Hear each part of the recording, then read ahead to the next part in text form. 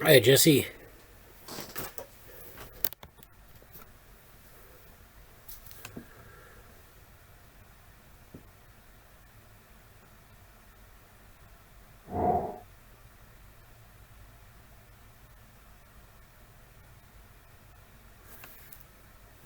Okay. Yeah, I see your avatar.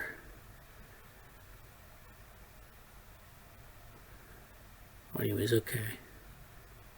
So I don't know if Anson will show up. I got a note from Akshara saying that she wouldn't be able to make it today. And I saw Rishabh in the Slack channel. I don't know if he's going to come to the meeting, but we were talking early before the meeting about some stuff, on some AI related things.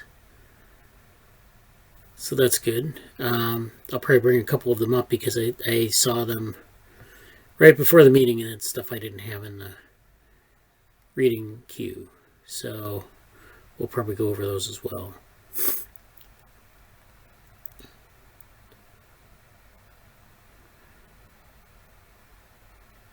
All right. I don't know if, yeah, so why don't I just start now? Welcome to the meeting.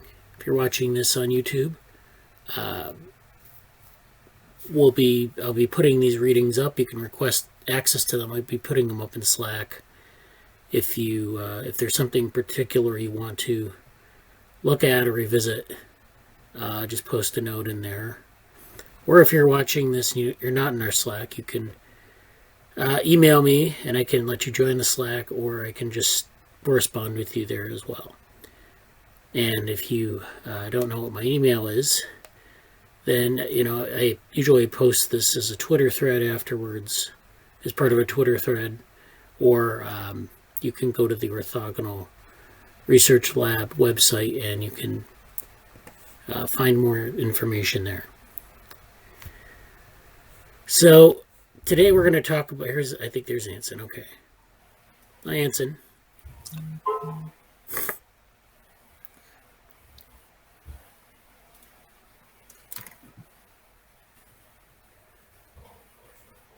Okay. Anson's getting set up. Hello. Hi, how are you? Pretty good. So, why is the Gmail link linked to the weekly the URL says 16? I don't know. Not sure about that. It should, I thought it was 15, but... Let me double chat. Okay. Yeah, it said 16, but yeah, Jesse linked it to me. So. Okay. Yeah, this is getting a little confusing with the version numbers. I just use it because, we were earlier, when we started this, we had technical issues with, certain Hangouts recycling them, so I just generate a new instance every time we have a meeting, but... Mm-hmm. So, okay. Yeah, alright. Okay, Jesse says that he'll be fully on camera in a few PI-related things. Yeah, so I'm just going over that. So let's see, what do we want to start with today? So today's going to be interesting. We're going to have a lot of little things that have come up this week, all AI related. And so we'll go over those. A couple things that are administrative. Why don't I go over the administrative stuff first?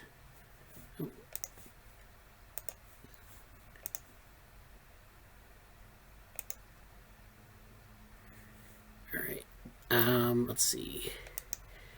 So the first is this promotional poster. So this is something that a talk I'm going to be giving in the Philosopher's Web Cafe on December 11 at 4 p.m. UTC, which is on a Friday morning in North America. It's obviously in the afternoon in Europe, and then the evening in India. So this is something called observer-dependent models, which I presented on several weeks ago in this group. It's going to be a longer version of that talk. I'm going to flesh some of the ideas that I kind of half described in the talk due to time limitations in our 25-minute talk in this group. And this is going to be maybe an hour long. So this is about observers and observer-dependent models. So these are models that are agent-based models that have an explicit role for the observer. So, this is like this points of view idea where you have agents taking different points of view of a common phenomenon, or a collective of agents that are, taking different snapshots of their environment. They're putting together the information in different ways.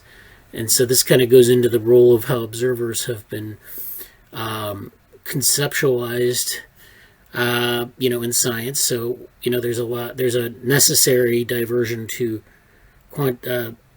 version of quantum mechanics that involves the observer. So there's an interpretation that involves the observer as an integral part of the theory. And then we talk a little bit about some of the things that you would need for an observer rich or an observer dependent model of agent-based behavior. And so you have these agents here. This is one type of agent, which is one of the papers that we wrote for the NeuroSim workshop. This is a genotype to phenotype mapping, and then there's a little visual module on top of it. In this case, this is a morphogenetic agent where you have this morphogenetic gradient, or this part of the agent that expresses a morphology, and then this visual component, or this visual module that is in sensory input. And so you have these, you can either have like pairs of agents. So you can have an observer observing a phenotype and its changes and trying to do pattern recognition to identify it, or they can be coupled and you can have an agent with its sort of observational power here, this visual module connected to this morphogenetic module, and and then that affects the fitness of the agent. So the agent can both observe the environment and be part of the environment. So it can be like a predator and a prey simultaneously. And that's so I'll get more into that in this talk. And it seems a little bit disjointed right now, but this is the poster I came up with for it, and I was debuting it in the Slack channel, one of the Slack channels. And so this is the product as it stands now. I changed it a little bit from when it was in Slack. So I'll announce this talk closer to the date, and hopefully people can make it. The next thing is this. So this is the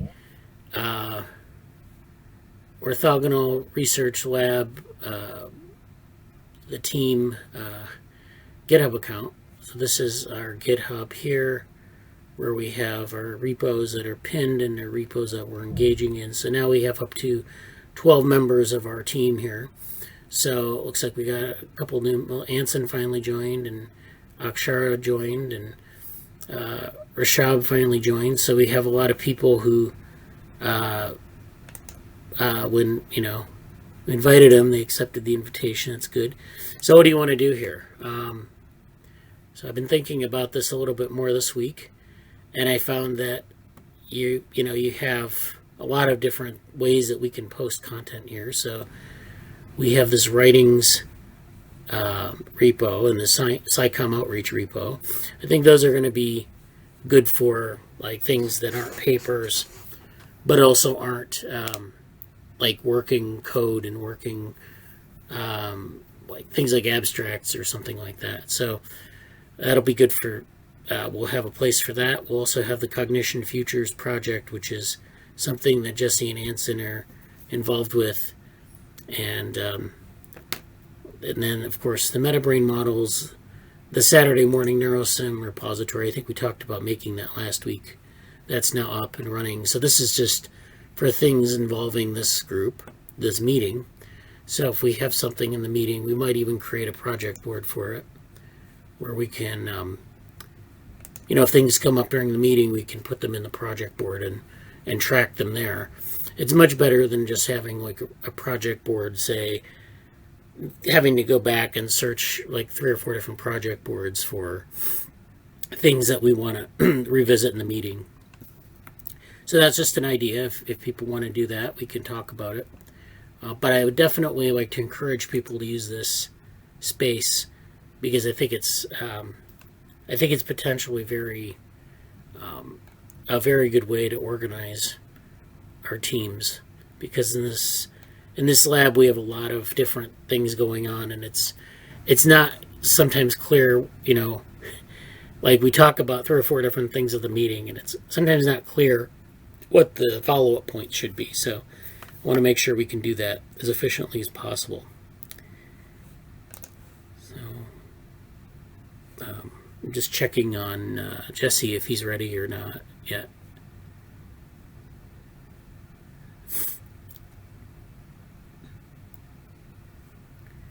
Okay, why don't we go to the Cognition Futures website? So this is the Cognition Futures website. This is, I think Jesse mocked this up yesterday. And this is, he was asking me about how to make a Weebly site. And I told him, and he decided to go with GitHub.io because the templates are better. And I agree that the templates are often better on GitHub.io. The reason I'm hosting things on Weebly is it makes it a little bit easier to update, and plus I made these sites on Weebly several years ago, so I didn't want to change the URL. But GitHub.io actually is a good place if you want to build a website. They have a lot of built-in templates and things like that. Plus it allows you to go straight through GitHub and manage your website. So it's not like as friendly as Weebly, but it's, you still have to, I guess you still have to edit the code directly, but you have a lot more freedom in terms of what the site looks like. In any case, this is Cognition Futures. So this is a new team, research team. We focus on computational models of cognition with particular emphasis on developmental and embodied approaches to understanding behavior evolution and allostasis of intelligent agents and systems. I like that. Kind of combining all of those in.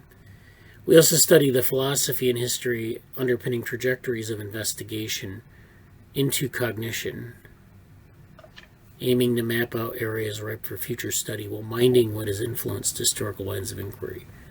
Yeah, that's pretty good overall. I changed the last sentence a little bit, make it a little less. It's very, has a lot of things going on in it, so. Hi. Hi. I finally got here. Okay.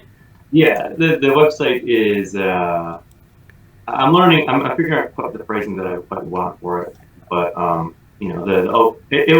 it's just a very simple thing for the time being. Yeah. But having a space to kind of map out, like I kind of want to differentiate.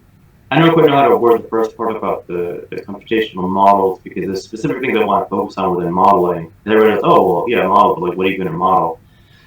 So I want to I just isolate those things that we're really interested in, and then a component for the broader trajectory, like philosophical line of inquiry thing as well. There's sort of 2 foci in the lab in the group in that sense. So that's, very preliminary, but I had to get it up, and just for the sake of being able to reference it as a thing to other people. So yeah. Right. Yeah, I mean, it looks good. I like the sort of the simplicity of the template. So you have the little headings here, and you have news. It's a nice news feed. Yeah, so let's see. March 20th, Frontier Map unveiled at CSV Conf. Yeah, this is September 15. Cognition Study Group initiated October 1, green light to lead and develop Cognition Futures with NRL. October 26, Trajectories of Cognition presentation at NeuroMatch. Yeah, so that should, I'll have to update that, because that should say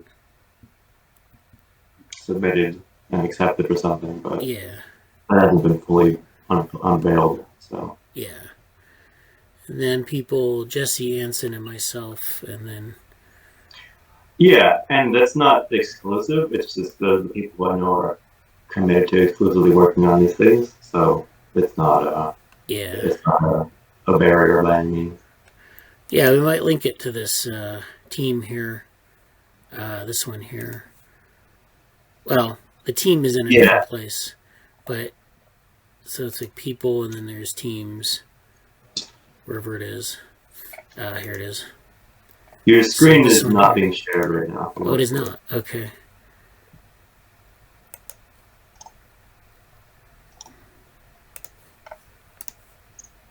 Okay. Can you see it now? Yeah. Okay. So this is the team here, and this should be linked to the. Can you see my screen now? Yeah, I can. Yeah. Okay. Yeah, I was flipping between tabs. I just want to make sure it was consistent. Yeah, so then put that link in there, and then people, of course, can be added as we go along. Then projects, we have the Survey of Computational Models of Cognition. So this is a tour of the existing landscape of modeling cognition with a novel taxonomy and programming appendices in Jupyter notebooks. Okay. And then this is a paper. There's a paper that's coming forthcoming. You might not say paper right now. You might say like this theme, or like have maybe even have a separate landing page, or like just another page that you link to, where you put the stuff up like in a set of links. I know people get fancy and they put these collapsing sections in, but I don't know if that's necessary. Or something where like a pop-up where you hover over and it pops up and it shows the links to things as they're added. But I like this idea of having like starting off with a survey, and then this frontier map, which is a transdisciplinary learning database. So this is the actual frontier map. So, and then there's a presentation for it from CSVConf. Yeah, we might also consider revisiting this in terms of like another talk, if we can find a place to give a talk on this. Yeah, definitely. And these are kind of like placeholders for the time being. Not the end all, the be all. And even like if Anson writes up a part of his project, like I would put Anson's his project in his term paper will kind of fit with that too. So I mean that could go there. But these are everything as far as the project descriptions are copied from my own website. They're just actually ones specific to this line of research that I have been doing. We've been doing. So I don't. It's not quite a finished product. But there'll be more to do there. And yeah, as I was trying to do things with Weebly, but it felt like I kept getting boxed in the same things, and even everything on that site right now is just one HTML file, and it is what it is. I like the GitHub IO address, and I like how you can make, if you have an organization page repo, account, yeah, like I made for oral, and like I made a separate one for the Cognition Futures group, even though I don't. That was mostly my trial and experiment one, but I think for the sake of hosting the website, I'll probably just host the materials in that repo. And right now it's just one HTML file in that repo. And it's been, the more that I learn, the more that when you present things and you make things a certain way, there's a good inertia that comes with, because people are going to ask you about this and about that and about this, and I was like, okay, well, I got to do that, and it kind of streamlines certain things. So I'm glad to finally have that up, and we'll continue to be refining it. If anybody's interested in watching this, interested in the Cognition Futures group, I'll be continuing some more outreach. Like we had we had periods of like the condition study group itself, which is still a thing that will kind of pick up. I'm in the midst of graduate school applications, obviously, right now. And, sorting some things out, but I'm looking forward to emerge on that. And I don't know, there are a few things we could talk about here later on regarding these things. So I don't know how much. I assume you had papers planned for later today and other things you wanted to talk about. Yeah, Bradley? yeah, but I think we can probably talk briefly about this stuff too first. I think that'll be Okay, because like there's speaking about the this is weird. The survey project. I just got a major one major component for that will be, and I don't quite know how to integrate it yet, but to step back, I think one of the interesting things about the group, particularly with sort of the knowledge acquisition and mapping, I don't know what to call them, team or emphasis, let's just say emphasis in the group. I think as essentially, younger early career researchers who are still getting a lot of footholds, a major component of this is a consistent exposure to other advanced people who are looking at what's going on and differentiating from what they see and what we see, and that kind of dialoguing. So the condition study group itself is part of that. And I think I'm seriously considering making the Learning Salon part of what we're doing on a regular basis, even just reviewing it, talking about it, writing up some notes about it. Because the Learning Salon, people don't know, I might actually share my screen. okay. The Learning Salon is where did we go? Yeah, I think this sort of works for my purposes here. Like I say here, the Learning Salon, I'm considering making part of the regular activities, and there were just like this week it had Gary Marcus, who we've mentioned a few times here in the lab, and it's also was kind of a really interesting throwback, by the way, to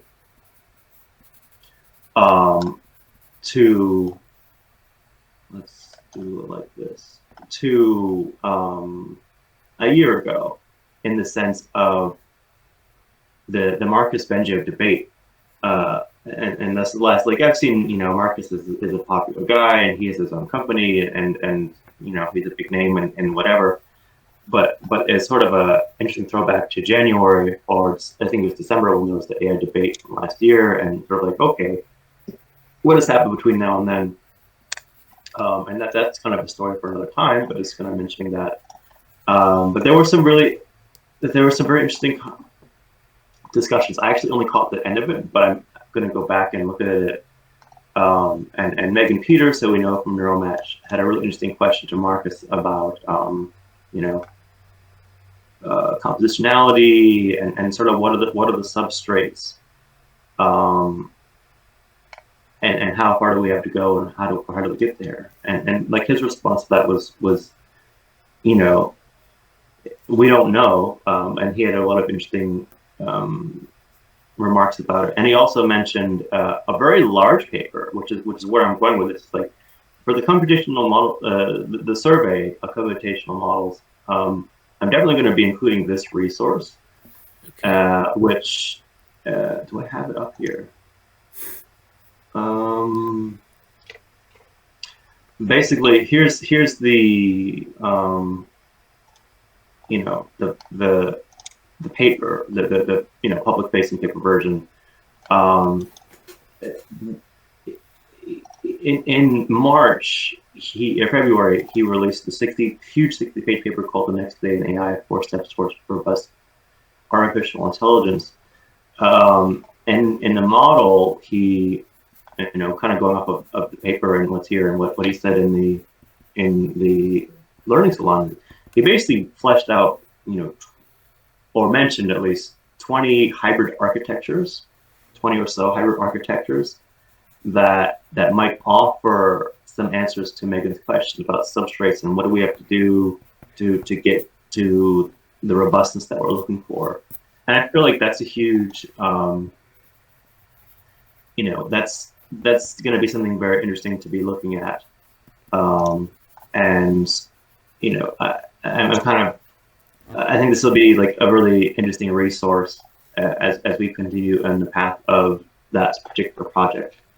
Because I've been essentially looking for things like this, and that Gary wrote something like that earlier this year, which kind of got swamped by other news that was happening around this time, especially here in the United States. That will be a very fun thing to be looking at.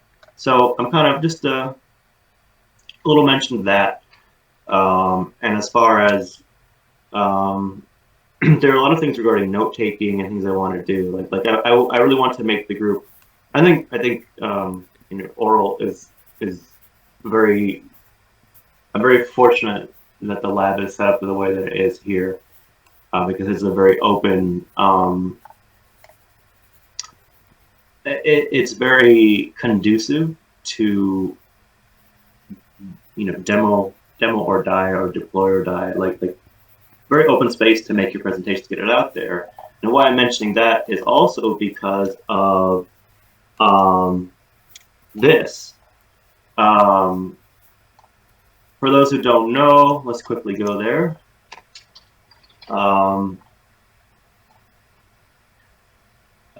don't really know how to refer to Jeremy Nixon, other than he's a really brilliant guy, and I had the privilege of meeting him a little bit. I won't say I'm very good acquaintance with him or anything like that, but I met him at Princeton Envision, and he's really interested in he's a research engineer at Google AI, applied maths. He's interested in autodidacts. Like a few weeks ago, I mentioned like autodidact group and teaching and learning and how to do stuff, and he's also interested in like the frontiers of AI and machine learning and stuff like that. And so he has his own, and he's very interested in open sourcing some things. Like this is all public access, library and things that he's done. Nod to that, and then going back to this conversation was in the autodidact group itself, and I mentioned that to Jeremy here, and is this gonna work? Anyway, hopefully this is visible. I don't know. Yeah, I can see it. Okay. I mentioned this here because we came a few weeks ago. We were talking about this in terms of using Zotero and everything else, and obviously you kind of see like, oh, I use the Notion, I'm popular in GitHub, blah blah blah blah. And Johan, Dr. Johan John, who I admire, mentioned this as well, which is kind of what I'm really seeing, and not just because it's like you have such a limited amount of time. Going back to the really important, really deep, groundbreaking analogy that I used recently about the twirlybirds falling, and thank you, Bradley, for retweeting that somewhere. It'll be a deep scroll down on my page. It was last week. There it was. I saw it. Oh, and I just missed it again. But there's this process of like this constantly falling stuff, notes, information. Like I'll get surprised by, oh, here's a conference that I just heard whispers about, and it happens to have really awesome stuff in it. And I think go from this free falling slow stuff, and you turn it into stuff. And I feel like my solution has just increasingly been, and it's not like it's a surprise, it's what Bradley often extols us to do, like, hey, why don't you present on that? And it gets like, oh yeah, I probably should. And then sometimes you think all this other stuff about, well, I should take these notes, and how do I save it and store it and put it in a database. And Johan, who is like a prolific writer, like if you search neuroscience and like Quora, anything, you'll see he just wrote unbelievable amounts of stuff. So he would suggest this, given what he does, and maybe it's not the right case for everybody, but I really to see it pointed out like this is like, yeah, like that really seems to be the best way to go about it. So I really want to continue Bradley's lead in that, and I want to continue to kind of output those kinds of things, whether, blogs, presentations, annotated bibliographies, and so on, like even the lower level stuff. And I would ask, I know, I don't think Rishabh's here right now, but Rishabh and I have like an ongoing conversation about this, because he's even on his own website, I don't know if I can easily get to it, let me see, or in his own GitHub, he's trying to do his own, like he's going through, everybody does it in some form or other, but he's gone through this, like, this is our meta taxonomy that he's doing with his own like GitHub resource area. Let's see if I can find it, but like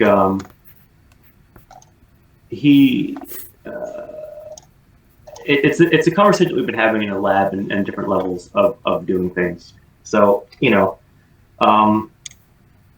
the short answer and the much less complicated thing is, present your stuff, write about it, create an artifact of learning or education or transmitting understanding. Like that's kind of what it comes down to for me. And that's a great thing to do. And I kind of want to, I'm continuing to go down that path as we go forward with things. Yeah. And I think that's most of the stuff that I wanted to mention on the side, because I wanted to mention the what Johan said and Jeremy Nixon stuff. Also, Jeremy Nixon is spearheading a I'll put that up here too, just to show it. There's a here, the AIII. Can you see this? Yeah, I can see it. Yeah, this is an open thing. The AIII Symposium on Conceptual Abstraction and Analogy in Natural Artificial Intelligence. There's a few symposiums that are. This is actually this symposium series is what I presented my first ever like big boy attempt at research kinds of things. Yeah. A long time ago. It's not conceptual abstraction, but it was human computer interaction. So it's like, it's a special event. I'm not there, obviously, but Jeremy's very open about these sort of things, and it's a great resource to have. So he's kind of taking a bunch of notes on this and kind of, doing it. He's making some notes and publicly accessible things. This is kind of like an annotated bibliography of a conference in some ways, which is an interesting concept. But there's a lot of really good stuff here, and this is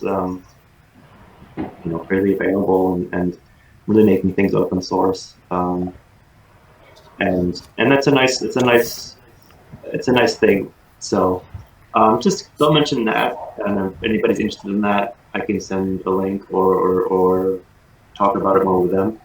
Oh, hey Rishabh. Hey Rishabh. Hey, how are you guys? Just talking about taking notes and talking about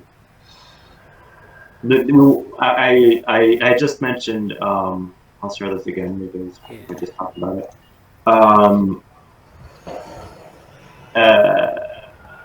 I mentioned this. You saw it in the group, and just we're talking about how what do we do with all these notes and ideas? And you mentioned microblogging and some other stuff. So if you have any ideas you want to say about that, feel free to talk about that. But I've kind of been mentioning, like, how do we get from the falling twirlybirds of information and data to creating some kind of a deliverable, even if it's video microblogging, like a really short blog post, maybe like Jeremy Nixon's doing for AIII, a live action, not a live action, but live updated shared note-taking resource like this page. Like this is like, these are interesting ways to get to it. Like, and as Johan said, like there's the element of, you're learning when you're doing this in some ways if you do it yourself, and maybe do it automated. And there's some benefits and cons to, having it a shared collaborative thing versus just never writing all yourself, for sure. But that's what we were just talking about. So it's nice of you to. If you have any interesting thoughts or ideas about that, feel free. I know you're doing some stuff with your own GitHub. You had kind of a resource meta categorization taxonomy thing going on too. So Yeah, sure. I don't talk about that. Uh, so this week, like, some famous PI of lab wrote like, is there like a benefit of writing like long blogs, which people don't tend to read right now, mostly research based, and so I tagged Dr. Cording on that, and he replied saying like, I basically said like, is it better to have like Twitter threads where like your thoughts are very concise in 280 words, and people can reply to it and there's a good conversation around it, or is it better to have like blogs, or is it better to have like full-fledged academic papers, like 4 or 5 pages? So his insight was like, all of the three are catered to three different audiences and three different levels of publication, so to speak. So the lowest level of publication, just very rough line of thought, would be the Twitter thing. The next would be the blogging thing, and again, then if you're catering to the scientific community, then it would be the publishing to a journal of reprinting. And I kind of agree with that, but the thing which I have seen and I face the most problems with is like, people will write blogs, 2 or 3 blogs when they start out. They're very excited to write blogs, but it tends to take a lot of time. And so I've seen a lot of blogs like they started in 2017 and right now 2020 they only have 3 blog posts.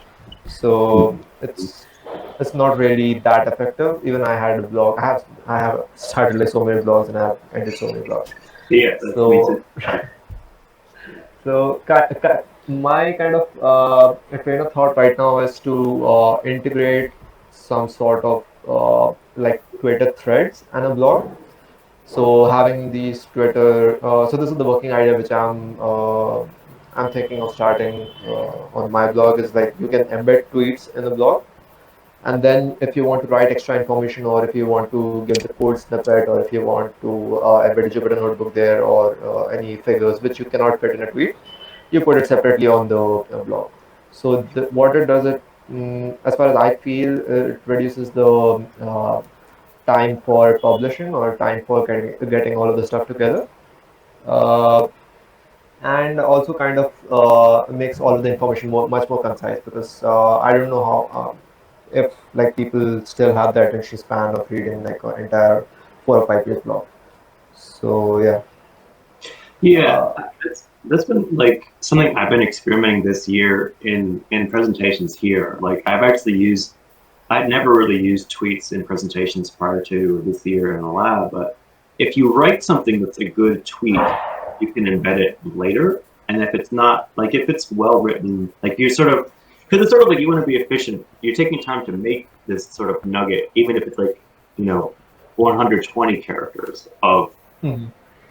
a few words that capture something. It's like, well, okay, what do you do with that? And Mhm. how do you efficiently take that from, let's say, Twitter or whatever into something else? And it's like you want to be as efficient as possible in that process. And it's kind of like I being such an old man remember a time when tweets weren't politically discussed and dissected every day. Like, but that's the norm now. Like, we're in a world where a tweet by a significant person, like, oh, on Twitter, blah blah blah said, and it's like, so yeah, that's changing some of what we call publishing and commenting on valid information, and so there's sort of like a frontier or even a gray area there, but I feel like as much as possible, I think it's really good, and I hope to continue the conversation with how do we have very efficient catching the twirlybirds of information.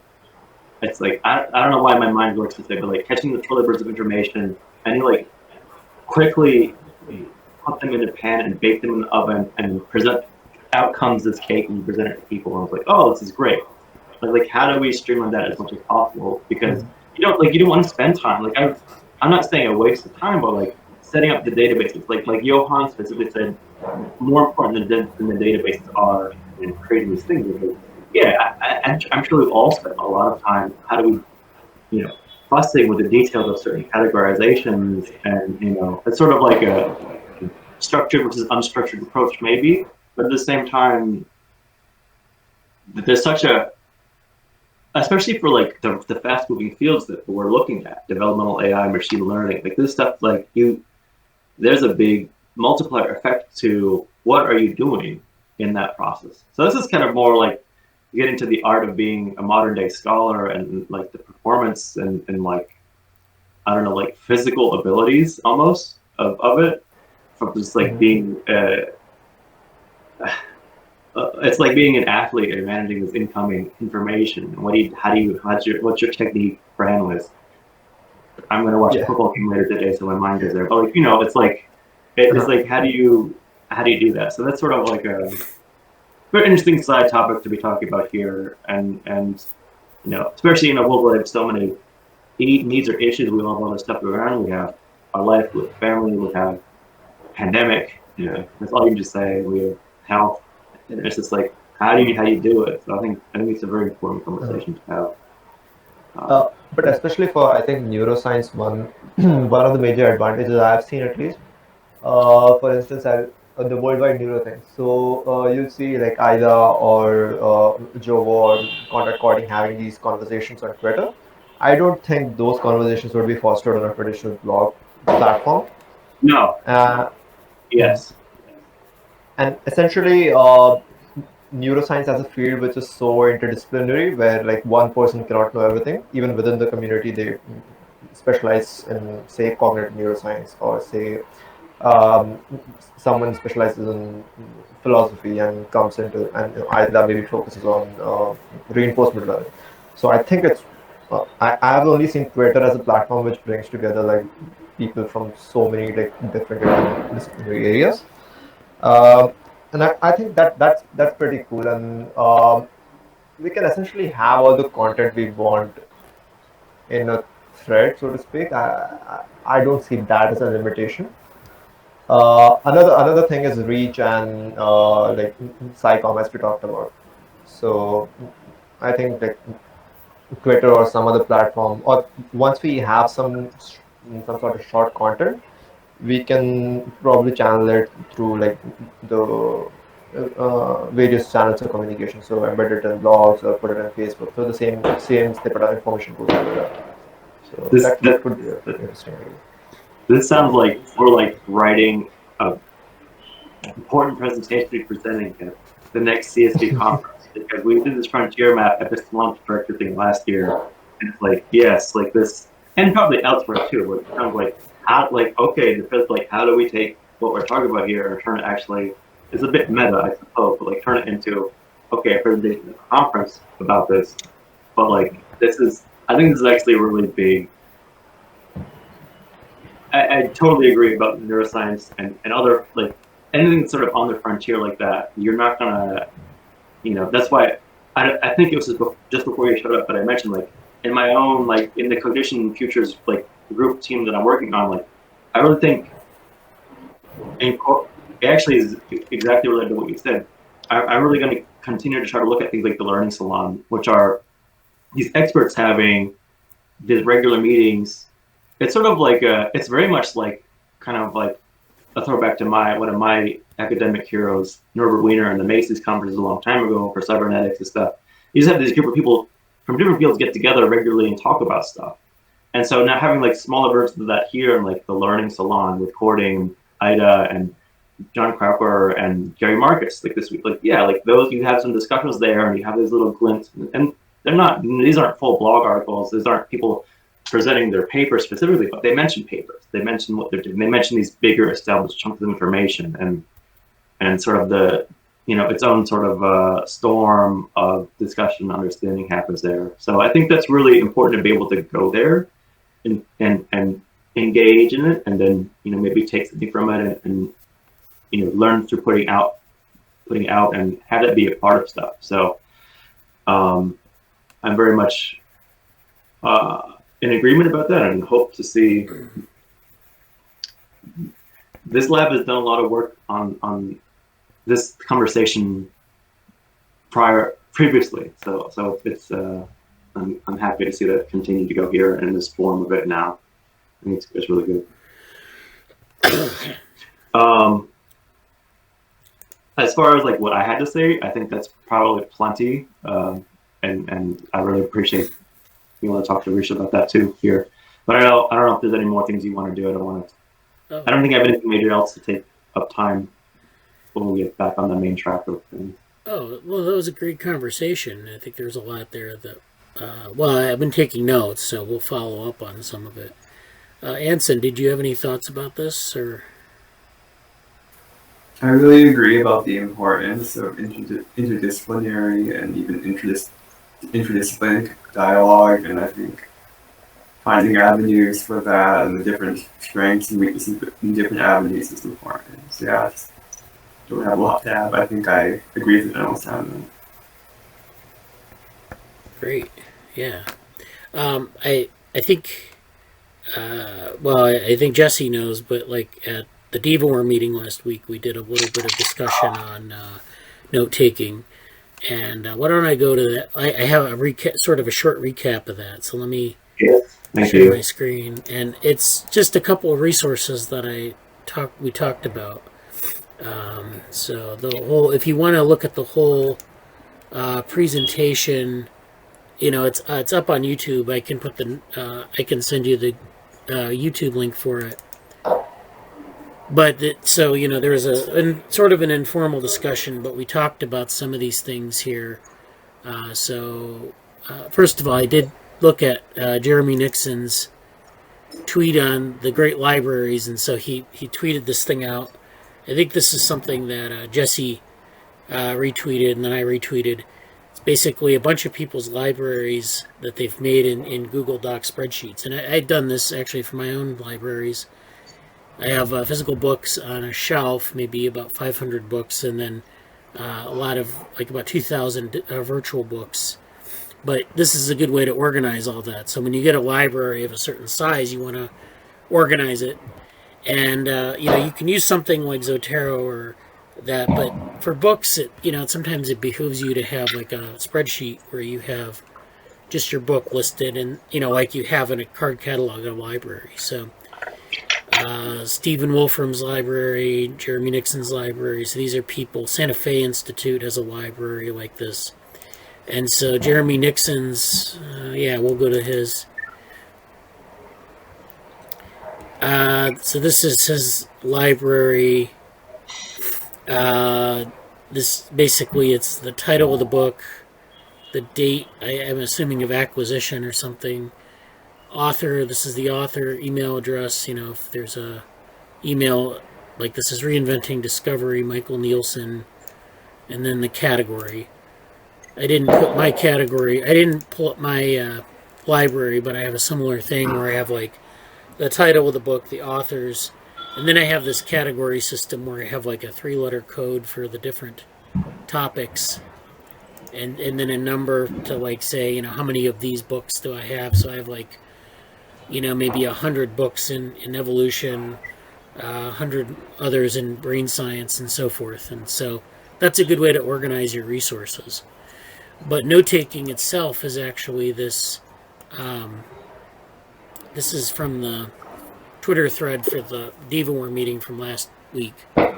So one of the resources is called Evergreen Note-Taking. And this was invented by Michael Nielsen and Andy Matuszek. And Michael Nielsen is he's like a quantum physicist who now studies like information and, innovation and things like note-taking. So he's interested in a lot of things, but they worked on this system called the Evergreen system of note-taking.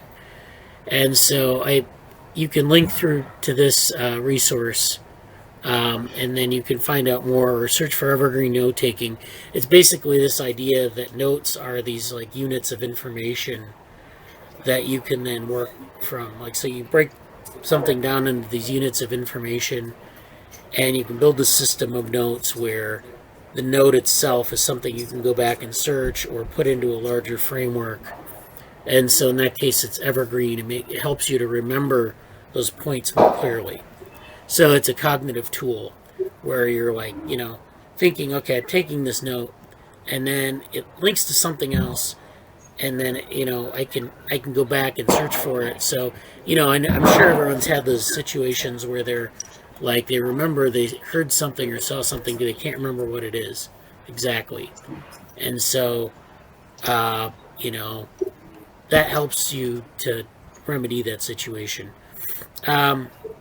Related to this is the Zettelkasten, and so this is a link here where they tried to build this thing called a Zettelkasten, and it's sort of a subset maybe of Evergreen Notes.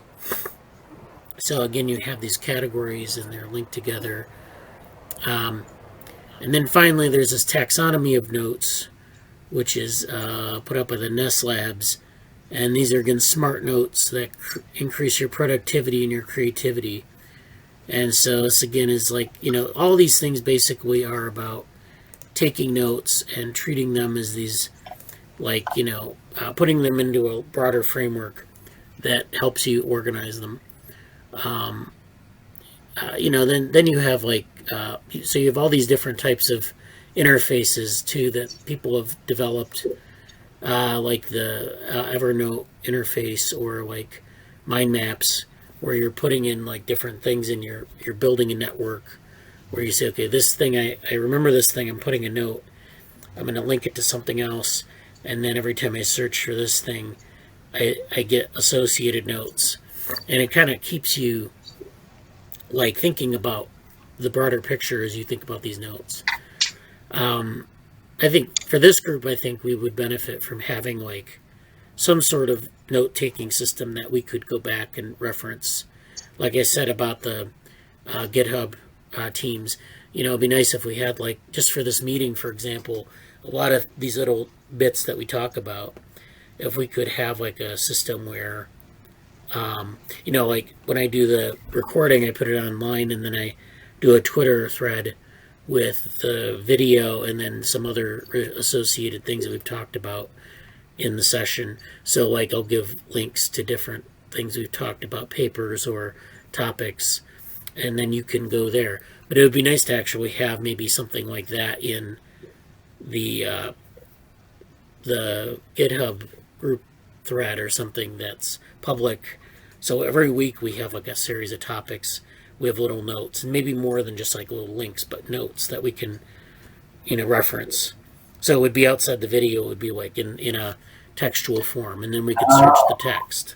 And I was confused because I was confusing Twitter and all this stuff, but you mean within the GitHub Teams scrolling log thing? Yeah. Okay, yeah. Yeah, so we already have Twitter threads, but I'm thinking like GitHub Teams, like implementing this in GitHub Teams, but having it a little bit more granular so that you have like, if you have a note from like week 4 or 5, we could say, oh yeah, put this note in there, and then we remember that thing is associated with that week and that topic, and then we can revisit that. Like I'll pull up the thread from that week, and we can look at the notes and say, oh yeah, what did we ever do about this? Because I think a lot of things get lost in the ether. This is why I think note-taking is really powerful. A lot of times you do these conversations or these meetings and things get lost in the ether, and we forget and then never goes anywhere. So it's always good to facilitate as much as possible. Yeah, definitely. That's something you can look into. Yeah. I don't think anyone's mastered this, so it's not like we're missing out on some great thing. At least not that I know of. But Yeah, I mean, like for such a integral part of like the academic system, like even for students, researchers, I think this is something which is not quote unquote solved. People, like thousands of people use thousands of different things. That's why. So I know like one of the resources, like Rome Research is one of the well-known ones for note taking, at least right now. Another one which I use, I'll see if I can pull it up. This is something possibly we could use. It's called Obsidian. So it is the same thing as making the links between the different nodes. So the idea is one node only has a single markdown file or a single note has only one idea, and then you connect various ideas together. So this is a GitHub repo which like you can just fork GitHub repo, and then you can go to the create different nodes, and you can see the different nodes in graphical view and the connection between the different nodes. And the way it makes those connections is you can just create backlink. Like if I want to, so this is linked to the file which is named micronode. So this now has a node connected to that node, and then you can browse around uh, from one node to another. So, and we can sync changes to the GitHub repo. So this is I've been using it for around 6-7 months now. So this is one of the pretty good ones, at least for me personally, has been good for me. What is it called again? It's called Obsidian. I'll drop the link. Okay. Yeah, it's interesting because acquaintance of mine, Jacob, is basically trying to use something like that to make his own. He's kind of releasing his own version of something like this that's supposed to be more like it's like a very unstructured database that's tiered and with different levels of tagging. So I mean, I might try to. I think it's good to have keep this bringing these things into discussion for sure. I'll try out what you mentioned and see what that does. On a parallel track, if we want to, so the thing which I'm working on currently is like having a collection of resources, be it like papers or tutorials or anything, references. So, are you guys, have you looked into this thing? I think I shared it with you, Jesse. Yeah, I think I mentioned it before, but you're welcome to talk about it again. Yeah, sure. I'll just go through it briefly. So, this is nothing like groundbreaking, but this has like all of this is basically computational neuroscience, maybe computational cognitive neuroscience. So these are like the courses in one place. These are the opportunities for RAs, research funding positions, workshops, everything. Studies, graduate admissions. If you want to contribute, so people can come in and contribute. It's pretty good, but it's very niche to only like cognitive neuroscience. So what I've been trying to do is I've been trying to create like an open source version of this, but currently focusing on theoretical computer science, so algorithms and stuff like that. But these have like tons and tons of links plus metadata, so we can search through everything. And there are like various. So the main thing which I've been focusing on is theoretical CS. Then we have computational neuroscience, computational creativity, and other people have started contributing to this. So the end goal is to have an interface, like a very easy to navigate interface where people can just come in. So let me see.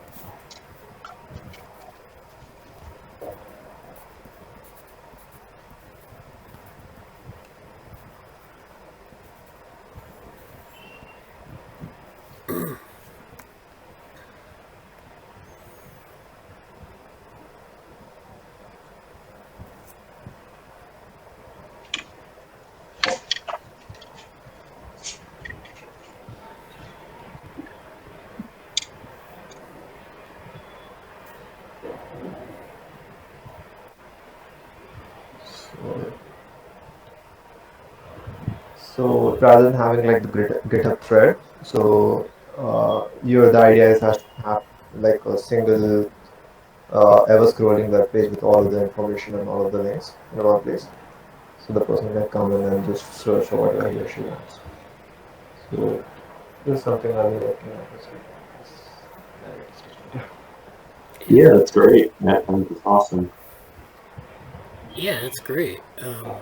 Yeah, we should talk more about this because this does relate back even to the CSV comp presentation. Yes. Yeah. So I think we should maybe revisit that and maybe try to do another version of that. Like Rishabh could be involved as well, and we could do more sort of a deep dive into some of the topics. Yeah. Yeah, so I mean, this is ongoing. I'm glad that we had this conversation. So Rishabh, can you stop sharing your screen? It's frozen. Looks like. Yeah, and definitely like if you could put some of those links in here, or also like more so in Slack. The Slack's more prominent than the links here. Yeah. That's great. So thank you for doing that. And that's something that I don't know. I'm sure people here could if it's all on GitHub, people could contribute resources to it. With like so, yeah, it's good to see that. Yeah. All right. Now let me see on my screen. Some reason it's not refreshing here. There we go. Okay, it's refreshed. All right. Let me go. Let me see if I can share my screen here. Can you see my screen? I believe so. Yeah. Okay. So yeah, I'm going to go through some things. I'm actually going to do a presentation here in a minute, but I wanted to mention one thing before we do that. And that is this. This is the Cyber Cafe Scientifique. So I mentioned that we would be submitting something, and I put some things in one of the Slack channels. I think it was the general channel about the sort of, I was looking over what they were doing. And it's basically just topics in like collaborative science or scientific topics. And so it's like an hour-long thing. So this is one abstract I've come up with for this. I mean, I think in this case, we're just going to kind of do this, maybe an overview of what this lab is about and how it enables distributed collaborative science. I think that would be something that would be good for like a broad audience to try to get the sort of the idea fleshed out about like, what we're doing here and at a very general level. So I've written up a abstract and I wanted people to look at this and make comments or, give their feedback as to how they might want to be involved in this or whatever. And then I can submit it and see when they, if they want to schedule it for some time in the near future. So this would be something that we could all attend at a certain time, and then we could work on some slides or put together something, and then present on this. It's going to be like a little one of these like virtual. It's not really a conference, not really a workshop. It's just a small group, but it's kind of like has that feel of a workshop. Mm. So it'll be interesting. I put this link up in the Slack channel. I think it's in the general channel, and you can look at it and make comments. So finally, I wanted to do a presentation on Animats, and I know that Anson last week he mentioned that he's working on a paper on AI, and so I gave some resources last week, and this is the presentation version. So you're going to find that this is going to be really useful, I think, not only for AI research, but also for cybernetics, as we will see here. So can you see my intro slide here? Yes. Okay. So this is an introduction to Animats, and I've been meaning to do this for a while because I think Animats, it's a pretty obscure topic, but it's actually quite important. So you can see on the left here we have a picture of this agent-based model. It's a virtual environment where we have red cubes, yellow pyramids, blue walls, and then this walk spot. and this bot is going to explore the virtual environment. Like, you might put like a rat in a maze in a neuroscience experiment and have the rat explore the environment and do different, it could navigate, it could like find cues in the environment, things like that. So, but we're doing this all virtually in this case. And then this is a picture of there have been a series of conferences called From Animals to Animats. And so this is a bunch of papers on these animats and how they're kind of tied to animals. And so what is an animat? It turns out it's a very fascinating history. So an animat is an animal in a material. So the idea is that you have this animal, it's a virtual animal, it's a made-up species or individual. And here you have an axolotl, which is an amphibian that's often used in developmental biology as a model organism. It's a pretty obscure amphibian. It's from Mexico, actually Mexico City, and it's they're very interesting organisms. But you have this animal, and then you have a material. So that means that you have this model of this organism. It's made out of some material, and by extension, that means that it's embodied, and that the embodied component of this is very important to the simulation. So you're simulating the animal's brain and maybe the animal's biology in some way, but you're instantiating it into a material form, which is some sort of embodied form. So from the MIT Press series From Animals to Animats, so MIT publishes a lot of these conference proceedings as a series, and their description is the Animals to Animats conference brings together researchers from ethology, psychology, ecology, artificial intelligence, artificial life, robotics, engineering, and related fields to further understanding of the behaviors and underlying mechanisms that allow natural and synthetic agents, animats, to adapt and survive in uncertain environments. So not only do they use, they don't use materials, they say synthetic, but so they're natural and synthetic agents. But they also include a lot of fields that we don't really talk about when we talk about AI. So as you might think after watching the Gary Marcus series, or the Gary Marcus Learning Salon, he talks about psychology and AI, of course, and robotics, maybe engineering and psychology. But then there are these other fields, ethology, ecology, artificial life, and probably some other fields. So they're including study of animal behavior, which is ethology, the study of ecosystems, which is ecology, artificial life, which is the simulation of life. And so all those things are going into the Animat as well. And so the work presented focuses on well-defined models. So they're looking at robotic models, like the Bradenberg vehicles are an example of that.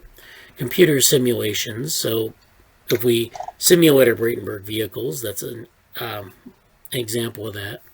And mathematical. So you could actually have an animat that operates according to a mathematical model.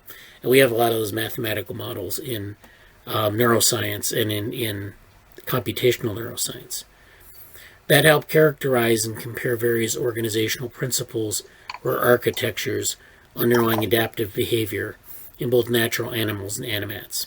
So that link between, naturally behaving animals and these simulations are very important in the study of animats. So as a quick aside here, there's this article in the New York Times that says Randall Munroe, he drew this cartoon talking about the area of physics by difficulty. So, he talked about Newton's laws, and you think that's pretty hard. But special relativity is harder. And still harder is quantum mechanics and general relativity. But then harder still, apparently, is the study of sand. And so that's a little bit, that's maybe counterintuitive. You think sand is pretty easy, it's Newtonian. It's actually non-Newtonian. And why do I bring up sand, other than being a material? It also serves as a model for brain activity or neural activity.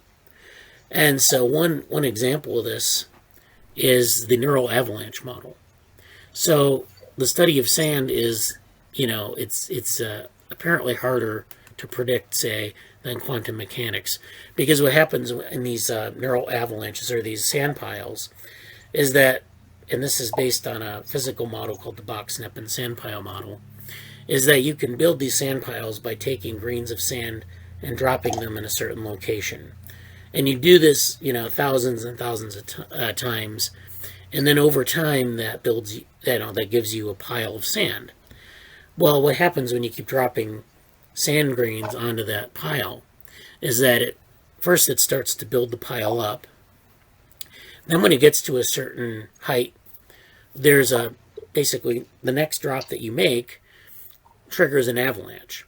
And so the sides of this pile will collapse and flow downward. And then you continue on dropping grains of sand, and your pile begins to build again. And then you get another avalanche later, and so on and so forth. And these avalanches are not easy to predict. They're actually stochastic with respect to time. So you keep dropping sand onto the pile, you get, buildup of this pile, and then there's an avalanche, which, spreads the pile out and makes it shorter. And then you keep dropping grains of sand and it builds up again, and then there's another avalanche. These avalanches are almost impossible to predict using conventional means. They're obviously causal, but they're not linear, so it's very hard to know. So this is, I don't have an animation for this, but this is basically the idea of avalanches, sandpile avalanches. Now, neural avalanches, on the other hand, is based on the idea that neurons or neural networks operate in a similar way. That in neural networks, you have this network of neurons, and they're connected, and they're doing their activity. And the activity builds up such so that they sort of act like these sand piles. This sand pile is this network state. And you keep adding inputs into the network state. And over time, you get these avalanches or changes in the network state. And so Beggs and Plenz, in a classic paper from 2003 here, studied this phenomena in neural networks. And this was actually in biological neural networks, not in artificial neural networks. And they found that there is an exponential distribution of information per sort of unit of time where there's, in the electrical activity. And so the information is distributed in this way, where there are events that have great information or events that have great effect on the neural network, as opposed to other times. So you have these periods of great change in the network, or a great amount of information in the network versus other points in time.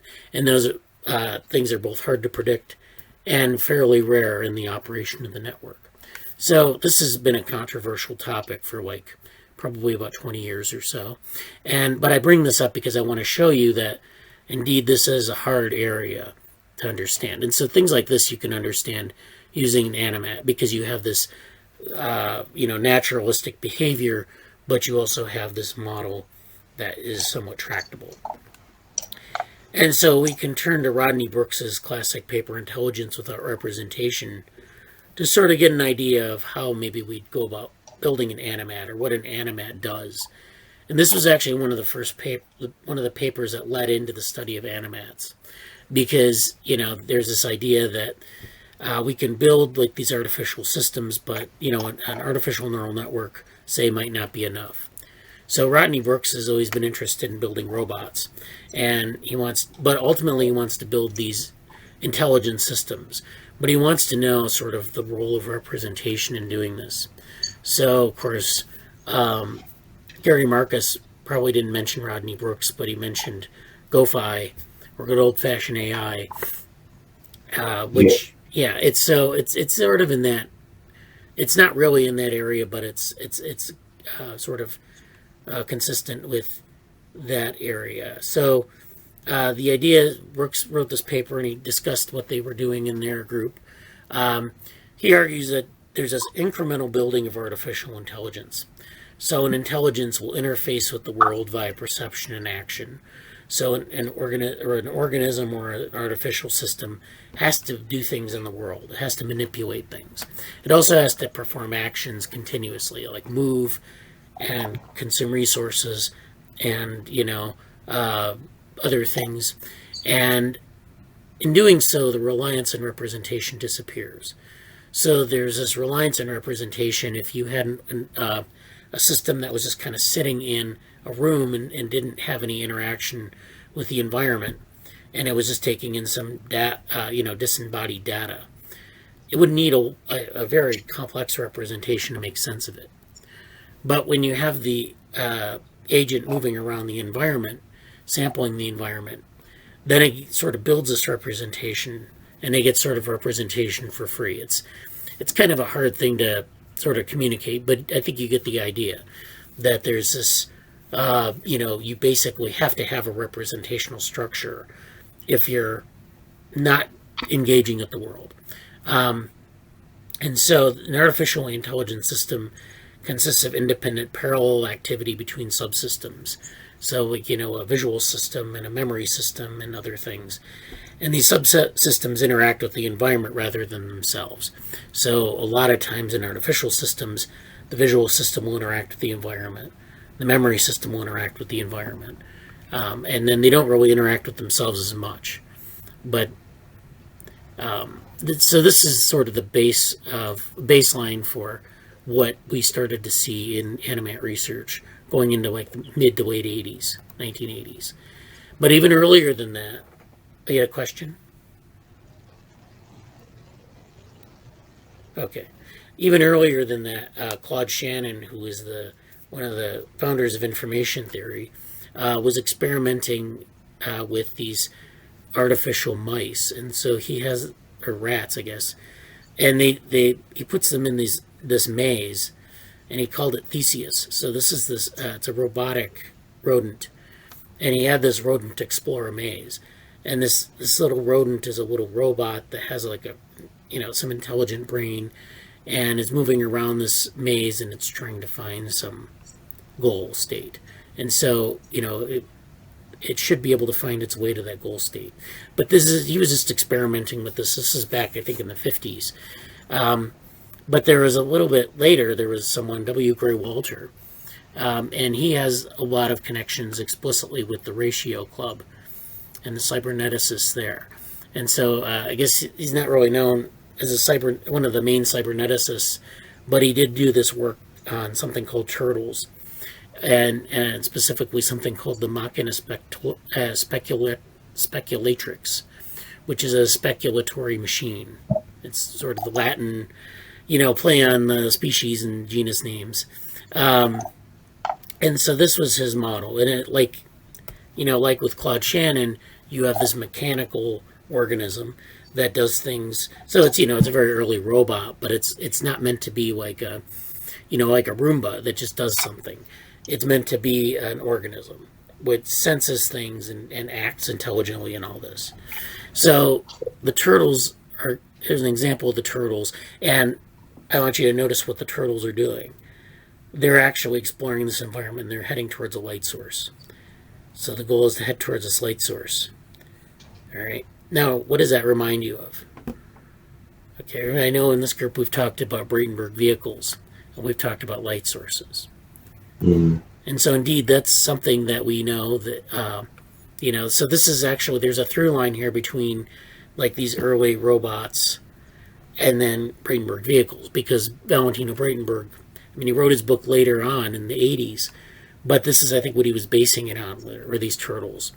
And so, so Margaret Bowden in Mind is Machine, and I know Jesse and Anson know this book pretty well.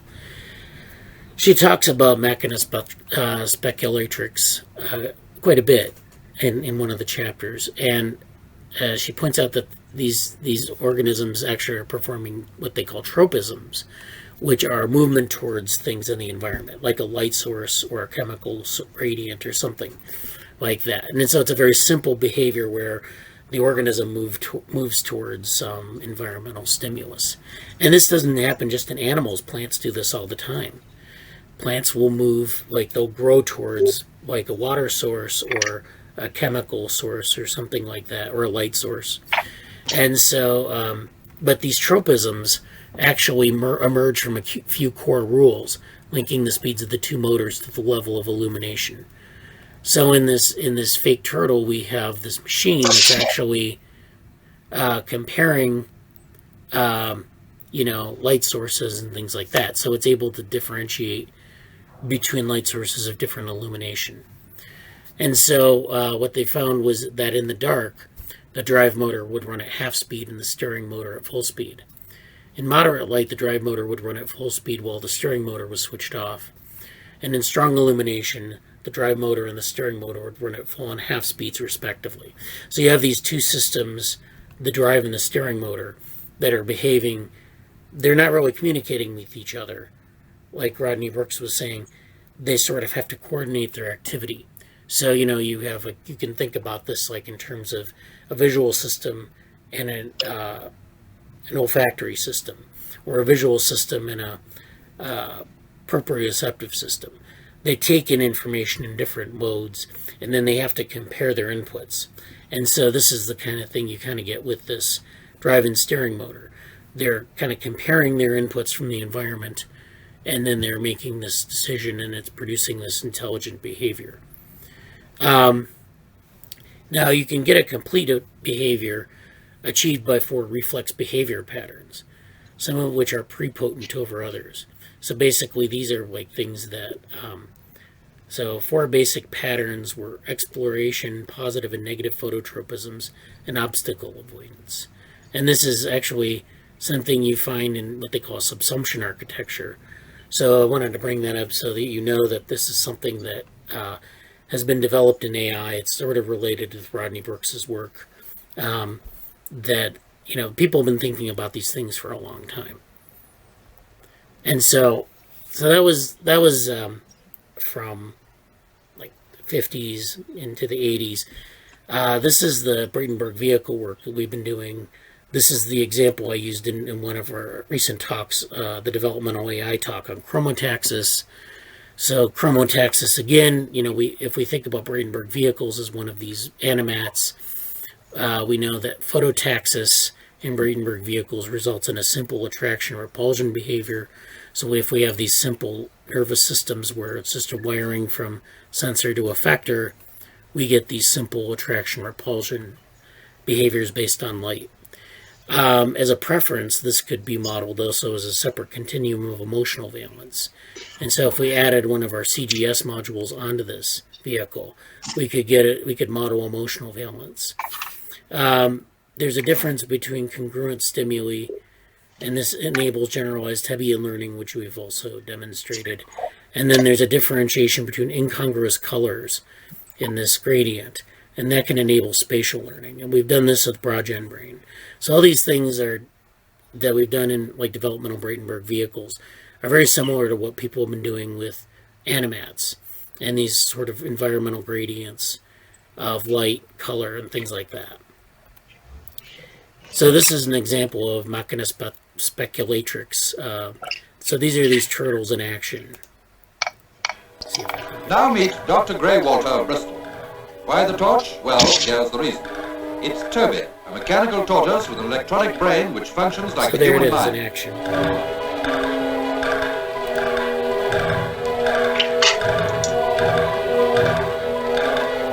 Toby's head, or rather magic eye, is a photoelectric cell constantly revolving until it picks up the strongest source of light, to which it is then attracted. In this case, an ordinary electric torch guides the mechanical tortoise in any direction its inventor chooses. It can also negotiate obstacles. When it hits an object, the pressure on the shell causes a short circuit of the photoelectric cell mechanism, and the tortoise moves at random until it is free of the obstacle. Okay, so that's a nice, that's a YouTube video. I can post that as one of the notes that we were going to take. So this is this fake turtle, this mechanical turtle, and this was in 1951. And so if you're interested in this era of robotics and cybernetic organisms, you can go to cyberneticzoo.com. That's a good resource for a lot. There's a lot more there, actually. There's Walter's work, there's Claude Shannon's work, and there are a couple others examples as well. Now meet Dr. Grey-Walter of Bristol. Okay. So the next example is Rana computatrix. And so this is, as the genus name suggests, a frog. So this is an animat that's a frog. And so here's an example of a frog kind of moving around here in different poses. And this is a model of the sort of the brain or the visual system of this frog, this fake frog. And so you have this attempt to model what a frog is doing, if it's capturing prey or if it's moving around. It's, there are a bunch of things that a frog does. And so the idea here is to model visual cortex and then, different behaviors, different states of behavior, and then what maybe they're linked to in the brain or what they're linked to in terms of function. So you have all these different things going on. This is a pretty complex model of basically hand movement. It's very similar to what the frog is doing to move its body, but this is something that was Michael Arbib, who's a somewhat obscure computer scientist, AI person, has been working in this area. So he's been working on Rana Computatrix, which we talked about that paper last week, but this is another example of some of the work that he's done with human hands and with movement. So you can build these models of, sort of these ethological models where you're looking at the ethological models where you're looking at the organism's behavior and you're trying to infer, knowing something about its brain, how it's processing all this information. And so this is a more complicated, more computational model of what's going on here. We have this visual input, we have eye movement, and we have all these other things going on. So we have this really complex model of the organism in action. And so then finally I'm going to talk about the neurally controlled animat, which is a little bit different than some of the mechanical models we've seen. This one is a virtual mouse in a virtual environment. So this is actually not controlled by any virtual mouse that, is just generated by a computer program. It's generated by a culture of neurons. And so you can take neurons, different types of neurons that you can culture in a dish, and you can put them on an electrode array and grow them around the electrodes so that, the electrical activity is picked up by these electrodes. So it's like the electrical activity between cells is picked up in this array. And with an electrode sensor array of high enough density, you can pick up a lot of this activity for single cells or for small groups of cells. And so you can basically use this electrical activity as motor input or motor output from this culture of neurons to a computer, and this was like 20 years ago, so this is what the computer looked like. And then that electrical activity can be decoded into control signals that will drive this virtual mouse around obstacles or whatever. But of course, then, for the signal to know anything or to be adaptive, you need to have a feedback mechanism. So the movement of this mouse then feeds back to a stimulation system, which delivers patterned electrical stimuli back to this culture dish. So the cells in this culture dish are being grown in a disembodied fashion. They're not in a body, but they're being mapped to a virtual body. And then that feedback from what the virtual body is doing in a virtual environment is mapped back to stimulating the cells. So in a nervous system, we would think, okay, well, cells are in a nervous system. They generate electrical activity, but it's usually based on some sort of patterned electrical activity that they're getting feedback from, either from, as sort of recurrent feedback, or from cells that are upstream and they're sending their signals downstream. And so we can actually mimic this sort of closed loop feedback system using a virtual environment. And so actually there's one more example. This is based on the praying mantis. So this is a schema of anticipatory behavior in the praying mantis. So this is based on an actual praying mantis and what they think is going on in the sensory systems and in the brain. And so in this case, we're not just adding in like visual information and movement information. We're adding in an inner state of prey avoidance and feeding behaviors and sexual motivation. So they have to reproduce, they have to eat, and of course they have basic emotions, and they have other fatigue and other kinds of physiological responses. And so they're using those actually to model the behavior, not just in the case of, say, like an AI system. A conventional AI system, you might use something that represents the visual field or something that represents movement. You're actually putting in these inner states. I think Pazula was actually at the Expect conference. Okay. Talking about prediction and sort of behavior. I think it was him. Yeah. So one the interesting side note about this slide is that this is what they call a schema. And so this is something that's been going on in AI, like sort of in parallel to a lot of things, or that people don't really talk about too much in some of these, things that we were talking about here, especially like with deep learning and that, is that they use these schema, which are like these internal representations. And so again, you can represent things using a schema, and it gives the animat or the intelligent agent sort of a way to like think about the world and think about its own behavior. Again, this is a sort of representation heavy, but that's one strategy for doing this. And so I also wanted to cover in this talk a little bit about reinforcement learning and animats. So as it turns out, Rich Sutton thought about animats a lot in some of his original work on reinforcement learning. So there's this paper, Reinforcement Learning Architectures for Animats. And they have this model here. It's a animat posed as a reinforcement learning problem.